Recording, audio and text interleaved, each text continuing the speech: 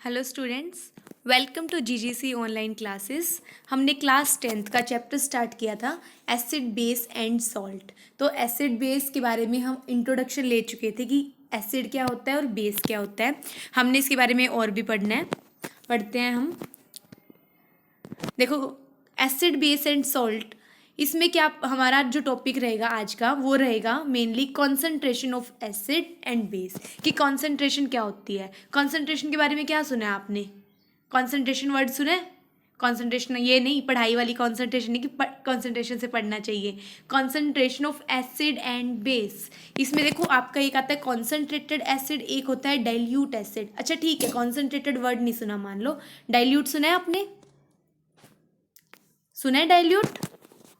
चलो देखते हैं हम ये क्या होते हैं, एग्जाम्पल के थ्रू समझते हैं। अब देखो आप क्या है कि मान लो हमारे पास मिल्क है, ठीक है, हमारे पास क्या है? मिल्क है, इसमें भी और इसमें भी, दोनों में मिल्क है। अब क्या हुआ, इस मिल्क में हमने वाटर नहीं मिलाया, या वाटर मिलाया तो बिल्कुल एक दो ड्रॉप्स, बहुत ही कम अमाउंट में हमने इसमें वाटर मिलाया है, ठीक है। वाटर इसमें हमने मिलाया नहीं है, मिलाया तो बहुत कम, और इसमें हमने वाटर मिलाया है, ज़्यादा अमाउंट में वाटर मिला दिया। तो अब जिसमें वाटर ना के बराबर है, जिसमें वाटर कम है या जिसमें वाटर ना के बराबर है, वो होता है हमारा मिल्क कॉन्सेंट्रेटेड मिल्क। कौन सा मिल्क होता है? कॉन्सेंट्रेटेड। और जिस मिल्क में हमारा वाटर ज़्यादा है, जिस मिल्क में हमारा वाटर क्या है? ज़्यादा है, वो क्या होता है? हमारा डाइल्यूट मिल्क। जैसे आपने कई बार सुना होगा डॉक्टर से कि आपके पास जो मेडिसिन है, सिरप है, मान लो कोई कफ सिरप है, मेडिसिन है कोई, आपने उसको डाइल्यूट करके लेना है। तो डाइल्यूट करने का क्या मतलब होता है कि उसको थोड़ा पानी मिला कर लेना है। डाइल्यूट का मतलब पता लगा। कॉन्सेंट्रेटेड क्या होता है? जिसमें वाटर कम हो या ना हो, और डाइल्यूट क्या होता है? जिसमें आपका वाटर ज़्यादा अमाउंट में हो। अब देखो क्या है इसमें, हमने इसमें यही पढ़ना है कि concentrated of acid and base में एक कॉन्सेंट्रेटेड एसिड और एक एसिड या बेस, इसमें देखो कॉन्सेंट्रेटेड एसिड हो या फिर वो कॉन्सेंट्रेटेड बेस हो, यहाँ पे डाइल्यूट एसिड हो या फिर क्या हो सकता है आपका? डाइल्यूट बेस हो सकता है। देखो जैसे कि हम करते हैं इसको, concentrated of acid and base, concentrated acid या फिर यहाँ हम क्या लिखेंगे? कॉन्सेंट्रेटेड बेस, या डाइल्यूट एसिड या क्या लिखेंगे? Dilute base. तो कॉन्सेंट्रेटेड एसिड क्या होता है? विच कंटेन वेरी स्मॉल और नो वाटर इन इट, जिसमें क्या हो? वाटर चाहे तो हो ही ना, अगर हो तो बहुत ही कम हो। डाइल्यूट क्या होगा? Which contain large amount of water, जिसमें क्या हो? वाटर ज़्यादा क्वांटिटी में हो, तो वो आपका क्या हो जाएगा? डाइल्यूट हो जाएगा, ठीक है। अब जैसे कि अगर हम कहें कि आपके पास यहाँ पे एसिड है, इसमें भी एसिड है, ठीक है। अब क्या है इसमें? इस एसिड में वाटर भी है, इस एसिड में क्या है? वाटर भी है, और इस एसिड में वाटर नहीं है या ना के बराबर है। तो डाइल्यूट कौन सा होगा? कॉन्सेंट्रेटेड कौन सा होगा? डाइल्यूट हमारा जिसमें वाटर ज़्यादा होगा वो कौन सा एसिड होगा? डाइल्यूट होगा। या फिर अगर बेस में वाटर ज़्यादा होगा तो वो क्या होगा आपका? डाइल्यूट बेस होगा। दूसरा क्या होगा आपका? कॉन्सेंट्रेटेड होगा। अच्छा यहाँ से एक चीज़ और क्लियर करते हैं कि अगर मान लो हमने क्या करना है? डाइल्यूट करना है एसिड को वाटर में, वाटर को एसिड में, मतलब वाटर मिलाना है हमने। तो अब हमें एसिड में वाटर मिलाना चाहिए या फिर एसिड में वाटर मिलाना चाहिए या वाटर में एसिड मिलाना चाहिए? मतलब कि हम, अगर हमारे पास कंटेनर है, हम पहले एसिड डालें और फिर ऊपर से वाटर डालें, या फिर हम पहले वाटर लें और फिर ऊपर से एसिड डालें? अब यहाँ से एक चीज़ क्लियर करो, हमेशा हम क्या करते हैं कि हम पहले वाटर डालते हैं और फिर हम एसिड लेते हैं, ठीक है। पहले हम क्या लेते हैं? वाटर, और फिर हम क्या लेते हैं? एसिड लेते हैं। अब देखो यहाँ पे हम क्या लेंगे? पहले वाटर लेंगे और फिर उसमें एसिड डालेंगे। अब ऐसा क्यों? ऐसा क्यों करते हैं? देखो अगर हम पहले वाटर लेंगे और फिर उसमें एसिड डालेंगे, ये वाली प्रोसेस हम प्रेफर करते हैं। हम पहले एसिड क्यों नहीं डालते?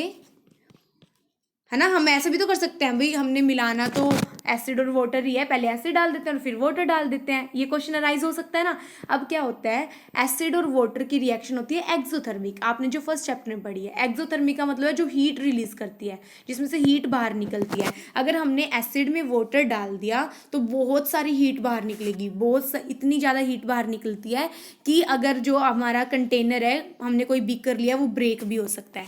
एक तो ये, इसीलिए हम एसिड में वाटर नहीं डालते। दूसरी बात कि अगर हमने एसिड में वाटर डाला तो जो एसिड के स्प्लैशेस हैं, जो छींटे हैं, वो आपके हाथ पे मुंह पे लग सकते हैं, जिससे आपको हार्म हो सकता है। इसीलिए हम एसिड में वाटर नहीं मिलाते, वाटर में एसिड मिलाते हैं। अब आप कहोगे भाई रिएक्शन तो सेम ही हो रही है, तो इससे क्या फ़र्क पड़ गया। अब देखो हमारा नीचे वाटर है, जब हम ऊपर से उसमें एसिड मिलाएंगे ना, तो वो हम बिल्कुल ड्रॉप करके मिलाएंगे। जब हम ड्रॉप करके मिलाएंगे, थोड़ी सी रिएक्शन होगी, रुक जाएगी, फिर हम ड्रॉप करके अगर एसिड मिलाएंगे, तो इससे हमारा कोई लॉस नहीं होगा, ना ही स्प्लैशेस हमारे मुंह पे आएंगे और ना ही वो बीकर है जो बहुत ज़्यादा गर्म होगा कि वो टूट जाए। समझ आया आपको ये? चलो नेक्स्ट देखते हैं हम।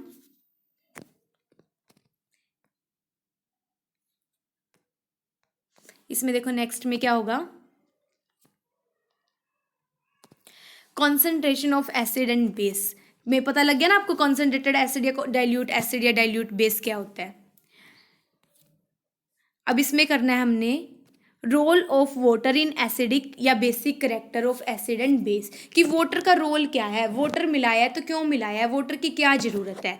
ठीक है, अब देखो क्या होता है इसमें कि जो एसिड है वो हमेशा H+ आयन रिलीज करता है। एसिड क्या रिलीज करता है, H+ आयन। अब देखो कैसे पता लगेगा हमें, हमारा जो वाटर है H2O, अब देखो H2O किससे बना है, H से और OH से, है ना। H2O किससे बना होगा, H से और OH से। H पे होता है पॉजिटिव चार्ज, OH पे होता है नेगेटिव चार्ज, तो H+ और OH नेगेटिव। तो जो एसिड होता है वो कौन से आयन रिलीज करता है, H+ आयन, और जो हमारा बेस होता है वो कौन से आयन रिलीज करता है, OH नेगेटिव आयन। ठीक है, तो जो हमेशा आपको ये चीज़ याद रखनी है कि एसिड कौन से आयन रिलीज करता है, H+, और बेस कौन से आयन रिलीज करता है, OH नेगेटिव आयन। याद रहेगी आपको ये चीज़। अब देखो क्या है कि जब एसिड H+ आयन रिलीज कर रहा है और बेस OH नेगेटिव, लेकिन वो आयन तब भी रिलीज होंगे जब उसमें वाटर होगा, एसिड या बेस में वाटर होगा तभी वो आयन्स रिलीज होते हैं, वरना वो रिलीज नहीं होते। ठीक है, तो मतलब कि H+ आयन कब रिलीज होंगे, only in aqueous solution. Aqueous solution का मतलब यही होता है कि किसी भी चीज़ में हमने वाटर मिला दिया, जहाँ वाटर आ गया वो कौन सा सोल्यूशन हो गया अपना, एक्वस सोल्यूशन हो गया। तो मतलब क्या है कि acid produce H+ ion only in aqueous solution. Similarly base क्या प्रोड्यूस करेंगे, OH नेगेटिव आयन, किसमें, एक्वस सोल्यूशन में। अब देखो होमवर्क रहेगा आपका, होमवर्क क्या रहेगा, why does dry HCl as not change the colour of dry litmus paper.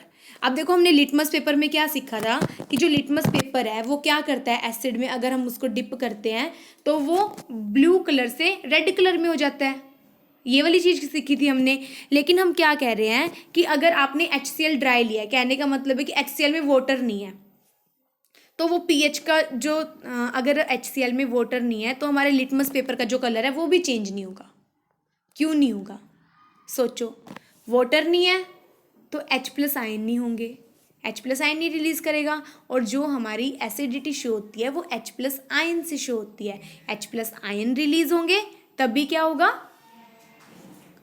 होगा, लिटमस पेपर का कलर चेंज होगा। सिमिलरली बेस में, अगर बेस में भी क्या होगा, इसी तरीके से होगा ना कि जब वाटर है, वाटर प्रेजेंट है, तभी H+ आयन रिलीज होंगे और OH नेगेटिव आयन रिलीज होंगे बेस में, और H+ आयन की वजह से ही एसिडिक करेक्टर शो होगा। उसी के कारण लिटमस पेपर है जो कलर चेंज करता है, otherwise litmus paper colour change नहीं करता। नेक्स्ट क्वेश्चन है हमारा, why does an aqueous solution of acid conduct electricity. अब आपको एक चीज़ पता है कि इलेक्ट्रिसिटी जो कंडक्ट होती है उसको क्या होते हैं, आयन्स चाहिए होते हैं। ठीक है, तो जो हमारी इलेक्ट्रिसिटी कंडक्ट होती है due to formation of ion, due to flow of ions, ions move करते हैं। अब एक्वस सोल्यूशन मतलब वाटर मिक्स हो गया, वाटर मिक्स हो गया तो आयन्स बन जाएंगे, H+ बन जाएगा या फिर आपका OH नेगेटिव बन जाएगा। आयन्स बन गए तो ये इलेक्ट्रिसिटी कंडक्ट कर देंगे। थोड़ा सा और आपने इन पे सर्च करना है और अपनी लैंग्वेज में इनका आंसर लिखना है। तो ये आपका होमवर्क रहेगा।